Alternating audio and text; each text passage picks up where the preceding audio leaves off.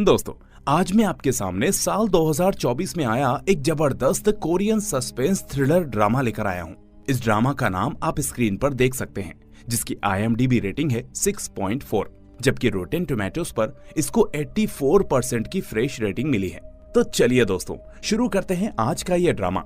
लेकिन आगे बढ़ने से पहले इस वीडियो को लाइक और चैनल को सब्सक्राइब करके बेल आइकन दबा देना, ताकि कोई भी वीडियो आपसे मिस ना हो। दोस्तों, आगे बढ़ने से पहले एक जरूरी बात बताना चाहूंगा। अगर आपको अपने YouTube चैनल के लिए प्रोफेशनल वॉइस ओवर चाहिए, क्रिएटिव स्क्रिप्ट राइटिंग चाहिए, high quality cinematic video editing चाहिए, या फिर A to Z complete video content, concept से लेकर फाइनल एडिटेड वीडियो तक सब कुछ हम तैयार करते हैं। किसी भी नीश के लिए हमारी services available. Please check the description for more details. तो चलिए अभी चलते हैं हमारी आज की स्टोरी की तरफ।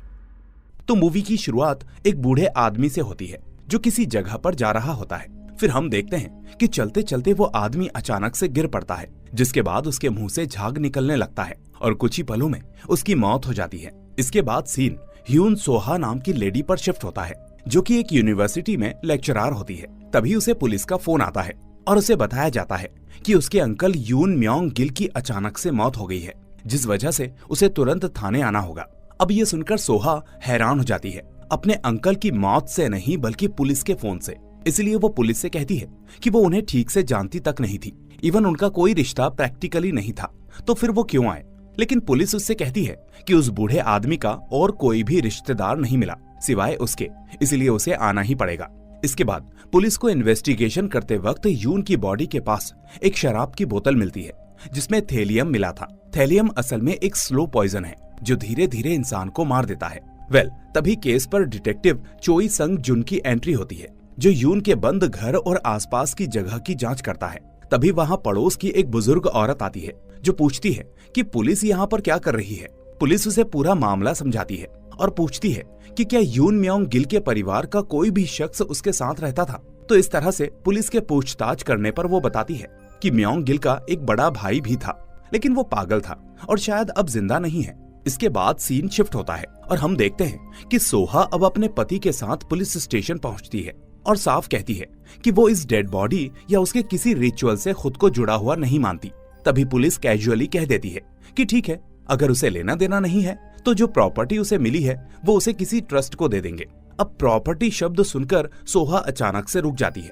वो आगे पूछती है कि प्रॉपर्टी क्या है, तो पुलिस बताती है कि उसे एक फैमिली कब्रिस्तान मिला है, जिसकी मार्केट वैल्यू बहुत ही हाई है, क्योंकि आसपास डेवलपमेंट प्लान्स हैं।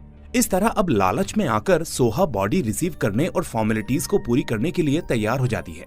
फिर थाने से निकलते ही गांव का मुखिया उससे मिलता है और कहता है कि उसके अंकल गांव के एक अच्छे इंसान थे, इसलिए उनका अंतिम संस्कार सभी गांव वाले मिलकर करना चाहते हैं। तो सोहा भी इसके लिए मान जाती है। लेकिन तभी हमें फ्यूनरल पर एक अजीब सी बात दिखती है। यहाँ लोग दुखी होने के बजाय हल्के से खुश या रिलैक्स नजर आते हैं। तभी एक लड़का अचानक से सोहा पर झपटता है। वो चिल्लाता है कि वो उसका छोटा भाई है और इस कब्रिस्तान में उसका भी हिस्सा बनता है। इतने में पुलिस उसे पकड़ लेती है और पता चलता है कि उसका नाम किम यंग हो है, जो सोहा के पिता की दूसरी शादी से हुआ उसका सौतेला भाई है और खुद को बराबर का वारिस बताता है। तो इस तरह से अब इस कब्रिस्तान के दो दावेदार हो जाते हैं, सोहा और यंग हो। अब सोहा पुलिस से कहती है कि वो उसे अरेस्ट कर ले, क्योंकि उसे उससे खतरा है। लेकिन पुलिस कहती है कि बिना सबूत के गिरफ्तार नहीं कर सकते, सिर्फ चेतावनी देकर छोड़ सकते हैं। उधर गांव का मुखिया सोहा को एक बिल्डर से मिलवाता है, जो उस कब्रिस्तान को खरीदना चाहता था। इस तरह से वो अपना विजिटिंग कार्ड देकर कहता है कि आराम से सोच समझकर फैसला लेना। फिर रात को सोहा अपने पति से इस बारे में बात करती है कि आज उसके प्रोफेसर किम का बर्थडे है। साथ ही उसे उम्मीद थी कि वो उसे रेगुलर प्रोफेसर के लिए रिकमेंड करेंगे। लेकिन वहां जाकर उसे पता चलता है कि उन्होंने किसी और जूनियर लेक्चरर लड़की को रिकमेंड कर दिया है, जिससे वो दिल से टूट जाती है। उधर डिटेक्टिव संगजुन अपने सीनियर को अपडेट देता है और यहाँ हमें पता चलता है कि उन दोनों के बीच कोई पुरानी अनबन है। यानी पहले तो वो अच्छे दोस्त थे, लेकिन अब मुश्किल से एक दूसरे से बात करते हैं। इसके बाद इंस्पेक्टर अकेले उस पुरानी खाली बिल्डिंग की ओर जाता है, जो गांव के पास पहाड़ी एरिया में बनी है और काफी समय से यूज में नहीं है। फिर अंदर उसे गोल्फ कोर्स के पोस्टर्स, मॉडल्स और कंस्ट्रक्शंस के मटेरियल पड़े मिलते हैं और आगे बढ़ते हुए एक जगह पर थैलियम से भरे बैग मिलते हैं वही जहर जिसे म्योंग गिल की शराब में मिलाकर हत्या की गई थी। ये देखकर अब चीफ तुरंत इमरजेंसी मीटिंग बुलाते हैं और पूरा मैटर सामने रखते हैं। यहाँ पता चलता है कि गांव के पास वाली पहाड़ी पर गोल्फ कोर्स का बड़ा प्रोजेक्ट प्लान हुआ था, जहाँ ज्यादातर गांव वालों ने अच्छी कीमत लेकर अपनी जमीन बेच दी थी। लेकिन उस वक्त सिर्फ एक आदमी अपनी हट पर अड़ा हुआ था, जो था वही बूढ़ा आदमी यून म्योंग गिल। असल में उसका वो फैमिली कब्रिस्तान उसी इलाके में था, जिस वजह से उसकी जमीन के बिना गोल्फ कोर्स का नक्शा पूरा हो ही नहीं सकता था। फिर म्योंग गिल के जमीन ना बेचने की वजह से पूरा गोल्फ प्रोजेक्ट बीच में ही अटक गया, जिससे गांव वालों को लगा कि डेवलपमेंट, पैसे और रोजगार का मौका उसी ने रोका हुआ है।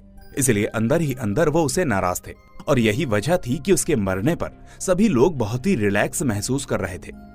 उस पहाड़ी पर पहले से एक बड़ी बिल्डिंग भी बन चुकी थी, शायद फ्यूचर मॉल या कमर्शियल यूज के लिए, लेकिन गोल्फ कोर्स कैंसिल होने से वो भी खाली पड़ी रही। शॉकिंग बात ये निकलती है कि उस खाली बिल्डिंग का मालिक कोई और नहीं बल्कि वही गांव का मुखिया युक संग सू है, और वहीं से थैलियम भी मिला था, यानी वही मुखिया था जो वो जहर जमा कर रहा था। अब आगे जांच में पता चलता है कि पूरा आइडिया जो कंस्ट्रक्शन में काम करने वाले एक आदमी का दिया हुआ था, जो वहां गोल्फ कोर्स बनवाना चाहता था। उसने मुखिया से डील की कि अगर वो लोगों से जमीन बिकवा दे तो प्रॉफिट में उसे भी हिस्सा मिलेगा। लेकिन जब म्योंग गिल ने अपनी आखिरी जमीन बेचने से इनकार कर दिया तो इसी कंस्ट्रक्शन वाले ने और मुखिया ने मिलकर धीरे धीरे उसकी शराब में थैलियम मिलाकर उसे मार डाला। इसके बाद पुलिस दोनों यानी गांव के मुखिया और कंस्ट्रक्शन कंपनी वाले को हत्या और साजिश के आरोप में गिरफ्तार कर लेती है। यानी ऑन पेपर यून म्योंग गिल की मौत भले नेचुरल या अजीब लगे, लेकिन पीछे से इसका पूरा मोटिव सिर्फ जमीन और गोल्फ कोर्स प्रोजेक्ट का पैसा था। इसके बाद सीन वापस आता है सोहा पर। वो अपने पति के साथ प्रोफेसर किम की बर्थडे पार्टी से लौट रही होती है। उसके मन में प्रमोशन ना मिलने की कसक थी, लेकिन इसके बावजूद उसका पति उसे सहारा देने के बजाय ताने मारता है कि वो कभी प्रोफेसर नहीं बन पाएगी और हमेशा कॉन्ट्रैक्ट लेक्चरर ही रहेगी। तो ये बात सोहा को बहुत ही चुभती है, जिससे दोनों में झगड़ा हो जाता है और गुस्से में वो उसे रात के अंधेरे में सड़क पर अकेला छोड़कर खुद घर लौट जाती है। अब कुछ देर के बाद हम देखते हैं कि सोहा का पति रात के अंधेरे में सुनसान सड़क पर अकेला चल रहा होता है। तभी उसे महसूस होता है कि कोई उसके पीछे है, और जैसे ही वो मुड़कर देखता है तो कोई उसके ऊपर गन तान देता है। फिर गोली चलने की आवाज आती है और सीन कट हो जाता है। इसके बाद अगली सुबह किसी अनजान आदमी को एक जमी हुई नदी के किनारे एक आदमी की लाश मिलती है, जो सोहा का पति निकलता है। फिर पोस्टमार्टम से पता चलता है कि उसकी गोली मारकर हत्या की गई है। अब पुलिस सोहा को थाने बुलाकर बताती है कि उसके पति का मर्डर हुआ है। ये सुनकर वो शॉक्ड हो जाती है और आगे पूछताछ में वो बताती है कि कल रात वो दोनों पार्टी में थे। बीच रास्ते में झगड़ा हुआ तो उसने उसे रास्ते में उतार दिया और खुद गाड़ी लेकर घर लौट आई। फिर सोहा घबराकर पूछती है कि क्या पुलिस उस पर शक कर रही है और क्या उन्होंने उसके सौतेले भाई यंगहो से पूछताछ की है। तो पुलिस बताती है कि यंगहो से पूछताछ की गई है और वो उस वक्त किसी और जगह पर मौजूद था, इसलिए फिलहाल किसी पर शक नहीं किया जा रहा, सिर्फ पूछताछ की जा रही है। इसके बाद सोहा चुपचाप पुलिस स्टेशन से निकल जाती है और पति के लिए शोक सभा का इंतजाम करती है। वहीं एक प्राइवेट डिटेक्टिव आता है जिसने पहले सोहा के लिए काम किया था। असल में सोहा को अपने पति पर पहले से ही शक था, इसलिए इसी डिटेक्टिव ने कंफर्म किया था कि उसका पति किसी और औरत के साथ अफेयर में है। अब डिटेक्टिव उसे बताता है कि उसका एक दोस्त शहर के बीच में एक बड़ी बिल्डिंग का मालिक है, जो शादी और दामाद के क्लिनिक के लिए पैसे जुटाने के लिए बिल्डिंग बेचना चाहता है। फिर वो सोहा को सुझाता है कि वैसे भी कब्रिस्तान से उसे क्या मिलेगा, इसीलिए इस बिल्डिंग को लेकर वो नई जिंदगी शुरू कर सकती है। तो ये सुनकर सोहा उस आदमी से मिलने के लिए तैयार होकर निकल जाती है। इधर पुलिस को क्राइम सीन से एक खाली बुलेट शेल मिलता है जिस पर मैन्युफैक्चरिंग डेट लिखी होती है, और इससे उन्हें अंदाजा हो जाता है कि इस्तेमाल की गई गन काफी पुरानी है। यहीं से शक पैदा होता है कि क्या ये वही पुरानी हंटिंग गन हो सकती है जो कभी सोहा के पिता के पास थी। उधर सोहा बिल्डिंग ओनर से मिलने आती है, जहां बिल्डिंग का मालिक शांत और समझदार दिखता है। वो सोहा से कहता है कि वो ये बिल्डिंग किसी जिम्मेदार पढ़े लिखे इंसान के हाथों में देना चाहता है और सोहा इस काम के लिए परफेक्ट लगती है। इस पर सोहा कहती है कि उसकी लाइफ अभी काफी मेसी है। उसका सौतेला भाई यंगहो कब्रिस्तान की विरासत में हिस्सा मांग रहा है। पहले वो मामला साफ हो जाएगा तभी वो बिल्डिंग का फैसला करेगी। ये सुनकर वो आदमी हल्का सा मुस्कुराता है कि अगर भाई ज्यादा परेशान करे तो उसे प्यार से समझा देंगे। ये सुनते ही सोहा थोड़ा कंफ्यूज हो जाती है कि ये आदमी ऐसे क्यों बोल रहा है, लेकिन फिर वो वहां से निकल जाती है। अब घर लौटते समय सोहा के होश उड़ जाते हैं क्योंकि उसके घर के दरवाजे पर खून के छींटों से एक अजीब सा सिंबल बना हुआ था। इसके बाद वो तुरंत पुलिस को बुलाती है, जहां सीसीटीवी फुटेज में चेक करने पर दिखता है कि जब सोहा घर पर नहीं थी तब यंग हो उससे मिलने आया था। अब पुलिस का संदेह फिर से यंग हो पर जाता है। अब सोहा भी बार बार कहती है कि उसी ने उसके पति का मर्डर किया होगा। साथ ही उसके पिता के पास हंटिंग गन थी और पुलिस ने खुद कहा है कि हत्या उसी तरह की गन से हुई है। तभी एक ऑफिसर पूछता है कि ये गन उसके पिता के पास कब से थी, तो सोहा कहती है कि ये तो उसने बचपन से ही देखी है, यानी बहुत पुरानी है। फिर यंग हो को फिर से पूछताछ के लिए बुलाया जाता है। यहाँ पुलिस उससे पूछती है कि उसने उसकी बहन के गेट पर खून से क्या बनाया था, तो यंग हो कहता है कि वो बस एक टोटका था। अगर बहन पर किसी बुरी आत्मा या श्राप का असर है तो वो निकल जाए, और वो खून किसी आदमी का नहीं बल्कि मुर्गे का था, और वो खुद तांत्रिक नहीं है, बस एक बाबा के साथ वो काम कर चुका है, इसलिए वहीं से सब सीखा। इसके बाद जब पुलिस उससे उसके पिता की हंटिंग गन के बारे में पूछती है तो वो चुप्पी साध लेता है और कहता है कि उसे कुछ नहीं पता। अब स्ट्रॉन्ग एविडेंस ना होने के कारण पुलिस उसे छोड़ देती है। उधर सोहा फिर से प्राइवेट डिटेक्टिव से मिलती है और कहती है कि उसे पूरा यकीन है कि यंग हो ने ही उसके पति का खून किया है, लेकिन पुलिस हाथ पर हाथ रखकर बैठी है, अब वही कुछ कर सकता है। ये सुनकर डिटेक्टिव कहता है कि अगर गन उसके पास है तो वही सबसे बड़ा सबूत होगा। इस तरह वो रात में यंग हो के घर में चुपके से घुसकर तलाशी लेने का फैसला करता है। फिर रात को डिटेक्टिव चोरी छुपे यंग हो के घर में घुसता है, जहां उसे कुछ कपड़ों पर खून के दाग दिखते हैं, जिनकी वो फोटो खींच लेता है। फिर उसे एक छोटा सा एल्बम मिलता है और उसमें से एक पुरानी फोटो निकालकर वो अपने पास रख लेता है। लेकिन हमें अभी ये नहीं दिखाया जाता कि फोटो में क्या है, लेकिन साफ है कि वो किसी बड़े राज का सुराग है। अब जैसे ही वो घर से निकलकर अपनी कार के पास पहुंचता है तो अचानक से गोली चलती है। यहाँ वो पहली गोली से तो बाल बाल बच जाता है और भागने की कोशिश करता है, लेकिन दूसरी गोली उसके पैर में लगती है और वो गिर जाता है। इसके बाद किलर उसके पास आता है और बिना कुछ कहे उसके सिर पर क्लोज रेंज से गोली मार देता है, जिससे डिटेक्टिव वहीं पर मर जाता है। इसके बाद वो किलर उसकी कार को घसीटकर कार की डिग्गी में डालता है, जहां वो खुद ड्राइवर सीट पर बैठता है और कार लेकर वहां से निकल जाता है। इसके बाद सोहा डिटेक्टिव को मैसेज करती है कि कोई सबूत मिला या नहीं, तो उसके पास जवाब आता है कि हाँ कुछ तो मिला है, लेकिन मैं मैसेज में नहीं बता सकता, इसलिए इस एड्रेस पर आ जाओ, वहीं बात करेंगे। लेकिन हम जानते हैं कि डिटेक्टिव तो पहले ही मारा जा चुका है, यानी अब सोहा को जो मैसेज कर रहा है वो शख्स खुद किलर है। इसके बाद हम देखते हैं कि सोहा तुरंत कार लेकर उसी एड्रेस की तरफ निकल जाती है। उधर यंग हो भी कार लेकर घर से निकलता है, जिसके बाद उस पर नजर रख रहा एक पुलिस वाला उसका पीछा करने लगता है। अब यंग हो रास्ते में सोहा की कार के सामने आकर उसे रुकने को कहता है, जिस पर सोहा पहले तो इग्नोर करती है, लेकिन वो अपनी कार को उसकी कार के सामने लगाकर उसे रोकने पर मजबूर कर देता है। फिर वो गुस्से में कहता है कि वो कब्रिस्तान छोड़ दे, क्योंकि वो सिर्फ उसका है, अगर वो उस जमीन के पीछे पड़ी रही तो उसकी जान जा सकती है। तभी पीछा कर रहा पुलिस वाला भी वहीं पहुंच जाता है और यंग हो को पकड़कर थाने ले जाता है। अब डिटेक्टिव द्वारा भेजे गए एड्रेस को चेक करने पर जब पुलिस वहां पहुंचती है तो उन्हें उसकी आधी जली हुई लाश मिलती है, यानी जो उसे वहां बुला रहा था वही अब सोहा को फंसा रहा है।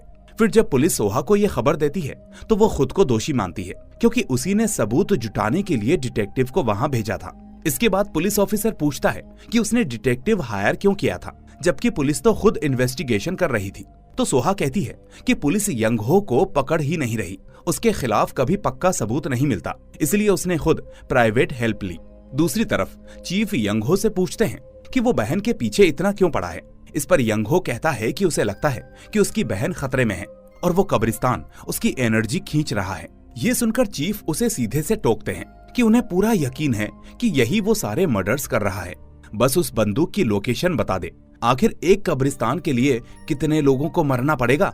पर यंग हो जोर देकर कहता है कि उसने किसी को नहीं मारा। हालांकि चीफ को उस पर पूरा शक था, इसलिए वो तलाशी लेने के लिए जाता है, पर उसके घर की पूरी तलाशी लेने पर किसी तरह की हंटिंग गन या कोई ठोस सबूत नहीं मिलता, इसीलिए वो उसे फिर से छोड़ देते हैं। इसके बाद एक रात में यंग हो कार से कहीं जा रहा होता है, तभी अचानक कुछ लोग उसे किडनैप कर लेते हैं। फिर वो उसे एक जगह पर ले जाकर कहते हैं कि इस कागज पर साइन कर दो, फिर हम तुम्हें छोड़ देंगे और कब्रिस्तान को अपने दिमाग से निकाल दो। इसके बाद फ्लैशबैक में दिखाया जाता है कि जब पिछली बार पुलिस ने यंग हो को छोड़ा था तो उसी के बाद से सोहा फिर बिल्डिंग मालिक से मिलने गई थी। अब वो कहती है कि केस बहुत ही लंबा खींचा जा रहा है, पुलिस को यंग हो के खिलाफ कोई सबूत नहीं मिल पा रहा और इस तरह से कब्रिस्तान के वारिस का झगड़ा पता नहीं कब तक चले। तो ऐसे में वो बिल्डिंग खरीदने की पोजीशन में नहीं है। तभी बिल्डिंग का मालिक कहता है कि अगर वो चाहे तो यंगहो को डरा धमकाकर पूरा कब्रिस्तान उसके नाम पर करवाने में मदद कर सकता है। तो इस पर यंगहो से तंग आ चुकी सोहा उसकी बात मान जाती है और यहीं से किडनैपिंग प्लान शुरू होता है। अब वापस प्रेजेंट में हम देखते हैं कि किडनैप्ड यंगहो उस पेपर पर साइन करने से इनकार कर देता है। वो गुंडों से भिड़ता है और भागने की कोशिश में खिड़की से कूदकर नीचे खड़ी एक कार पर गिरता है, जिससे वो बुरी तरह से घायल हो जाता है।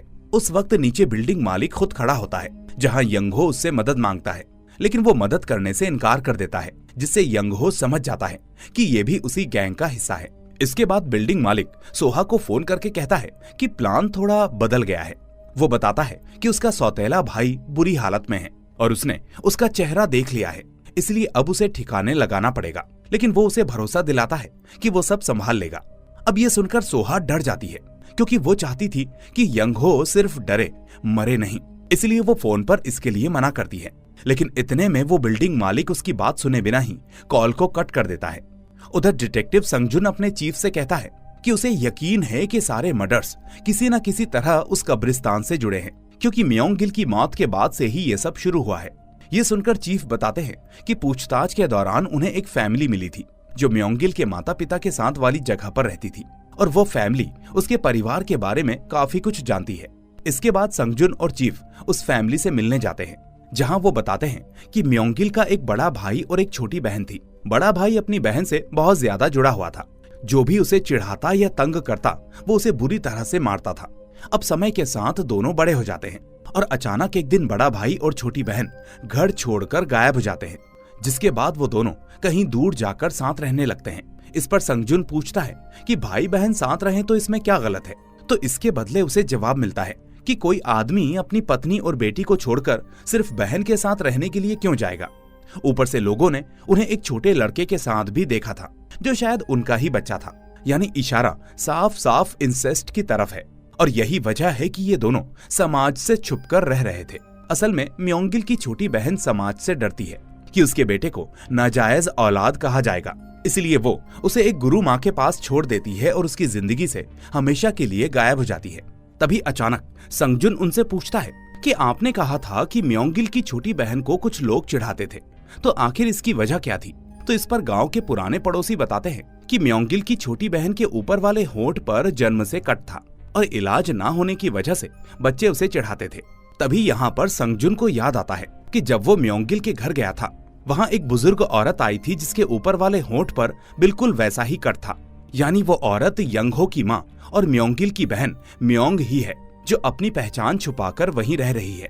उधर बिल्डिंग ओनर का कॉल कट होते ही सोहा उनसे मिलने उसके घर निकलती है, लेकिन रास्ते में कार के नीचे कुछ फंसने से वो रुक जाती है और तुरंत नीचे उतरकर चेक करने लगती है। अब इस बीच पीछे से यंगहो की माँ आकर उसे बेहोश कर देती है और अपने साथ उठाकर ले जाती है। फिर सच सामने आने पर संगजुन और चीफ को लगता है कि ये सब खेल यंगहो की माँ ही कर सकती है। तभी उनकी जूनियर कॉल करके बताती है कि सीसीटीवी में दिख रहा है कि यंगहो किसी के द्वारा किडनैप हो गया है और अब सोहा भी गायब है। इसके बाद संगजुन तुरंत आदेश देता है कि उस एड्रेस पर जाओ जहां वो बुजुर्ग औरत रहती है। इसके बाद पुलिस वाले फौरन वहां पहुंचते हैं, लेकिन तलाशी लेने पर ना तो वो बूढ़ी औरत मिलती है और ना ही सोहा। दूसरी तरफ अब यंगहो की माँ सोहा को एक गुफा जैसी जगह पर ले जाती है। फिर होश में आने पर वो अपना परिचय देती है कि मैं यंगहो की माँ भी हूँ और तुम्हारी बुआ भी। तो ये सुनकर सोहा शॉक में पड़ जाती है। फिर म्योंग ही बताती है कि समाज के ताने और नाजायज के ठप्पे से बचने के लिए उसने हमेशा अपने बेटे से दूरी बनाए रखी, लेकिन अब अगर उसे कब्रिस्तान मिल जाता तो उसे एक ठोस पहचान और एक लीगल जगह मिलती, जिससे उसकी एक नई पहचान बन जाती। वो कहती है कि उसने म्योंगिल को भी मना लिया था कि वो कब्रिस्तान बेटे के नाम करेगा, लेकिन उसके मरने के कारण सब कुछ अधूरा रह गया। फिर जब सोहा अचानक से आकर उसी विरासत में हिस्सा मांगने लगी तो उसे गुस्सा आया और उसने सोहा के पति और प्राइवेट डिटेक्टिव दोनों को मार डाला, ताकि कब्रिस्तान उसके बेटे से कभी अलग ना हो। इसके बाद फ्लैशबैक में हमें दिखता है कि डिटेक्टिव जिस फोटो को एल्बम से निकालकर अपने पास रखता है, उसमें बचपन का यंगहो अपने माँ बाप के साथ दिखता है। इसलिए डिटेक्टिव को मारने के बाद म्योंगी वो फोटो उठा लेती है ताकि सच बाहर ना आए। इसके बाद म्योंगी सोहा को भी मारने के लिए बंदूक उठाती है, लेकिन सोहा कहती है कि अगर आप मुझे मार दोगी तो आपका बेटा भी मर जाएगा। इसके बाद वो बताती है कि बिल्डिंग का मालिक यंगहो को किडनैप करके एक भट्टी में जलाने के लिए ले गया है। तो ये सुनकर म्योंगी घबरा जाती है और कहती है कि कैसे भी करके वो यंगहो को उस बिल्डिंग के मालिक के चंगुल से बचा ले। इसके बाद सोहा फौरन बिल्डिंग के मालिक को कॉल करके कहती है कि यंगहो को छोड़ दे। हालांकि वो अब मना करता है, जिस पर सोहा उसे धमकी देती है कि अगर उसने उसे नहीं छोड़ा तो वो पुलिस में शिकायत करेगी। इसके बाद वो मालिक नरमी से बात करने का नाटक करता है और उसे मिलने के लिए एक फैक्ट्री का एड्रेस भेज देता है, जहां वो पहले से यंगहो को भट्टी के अंदर डालकर जलाने की तैयारी कर चुका होता है। इधर संगजुन सोहा को कॉल करता है, लेकिन फोन यंगहो की मां के पास होने की वजह से फोन रिसीव नहीं होता। इसके बाद संगजुन उस मोबाइल को ट्रेस करने का आदेश देता है। उधर अब सोहा और म्योंगी उस एड्रेस पर पहुंचती हैं जहां उस बिल्डिंग मालिक ने बुलाया था।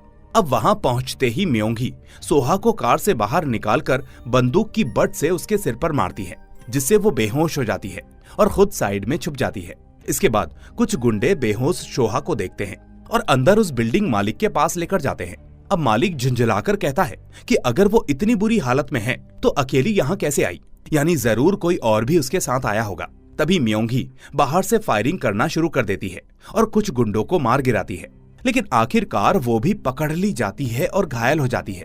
अब मालिक के कहने पर उसके लोग सोहा और यंगहो दोनों को भट्टी के अंदर डालकर ईंटों से बंद कर देते हैं और तापमान बढ़ा देते हैं ताकि दोनों जिंदा जला दिए जाएं। लेकिन इसी बीच सोहा का लोकेशन ट्रेस करके संगजुन और बाकी पुलिस वाले भी वहीं पहुंच जाते हैं, जिसके बाद पुलिस सायरन सुनते ही वो मालिक और उसके लोग उस जगह पर आग लगाकर वहां से भागने लगते हैं। अब देखते ही देखते वो फैक्ट्री चारों तरफ से जलने लगती है, जबकि अंदर यंगहो ऑलमोस्ट बेहोशी की हालत में अपनी रस्सियां दांतों से काटने की कोशिश करता है और सोहा को भी आजाद करने में मदद करता है। उधर बाहर म्योंगी भी घायल होने के बावजूद ईंटें तोड़कर भट्टी की दीवार में छेद बनाने की कोशिश करती है और आखिरकार वो एक रास्ता बना भी लेती है और फिर देखती है कि यंगहो लगभग बेहोश है। इसके बाद वो म्योंगी के साथ मिलकर उसे भी बाहर घसीट लाती है। अब म्योंगी अपने बेटे की इस हालत को देखकर फूट फूट कर रोती है और अब तक वहां पहुंच चुका संगजुन उसे गिरफ्तार करना चाहता था, लेकिन म्योंगी समझाती है कि अगर वो जेल जाएगी तो उसकी असली पहचान और इंसेस्ट वाला सच सामने आ जाएगा और पूरा समाज यंगहो को नाजायज औलाद कहेगा, जो कि वो किसी भी कीमत पर नहीं चाहती। इसलिए अब वो एक बड़ा फैसला लेती है और खुद ही जलती हुई भट्टी के अंदर चली जाती है और आग में कूदकर अपनी जान दे देती है। ये देखकर वहां मौजूद सभी लोगों की रूह कांप जाती है और हम भी समझ पाते हैं कि बात जब अपने बच्चे की हो तो माँ इतनी दर्दनाक मौत से भी पीछे नहीं हटती। अब बाहर पुलिस बिल्डिंग ओनर और उसके साथियों को गिरफ्तार कर लेती है और इस तरह गोल्फ कोर्स माफिया, कब्रिस्तान के पैसों का लालच और ब्लैकमेल किडनैपिंग का पूरा रैकेट यहीं पर खत्म हो जाता है। आखिर में सोहा और यंगहो दोनों जिंदा बच जाते हैं और साथ में एक फैसला लेकर नई जिंदगी की शुरुआत करते हैं और इसी के साथ ये ड्रामा यहीं पर एंड हो जाता है। तो दोस्तों, आपको ये ड्रामा कैसा लगा मुझे कमेंट में बताइए। साथ ही इस वीडियो को लाइक करके चैनल को सब्सक्राइब करके बेल आइकन दबा दीजिए ताकि कोई भी वीडियो आपसे मिस ना हो। अब मैं आपसे मिलूंगा अगली ऐसी ही वीडियो में। Till then take care and thanks for watching.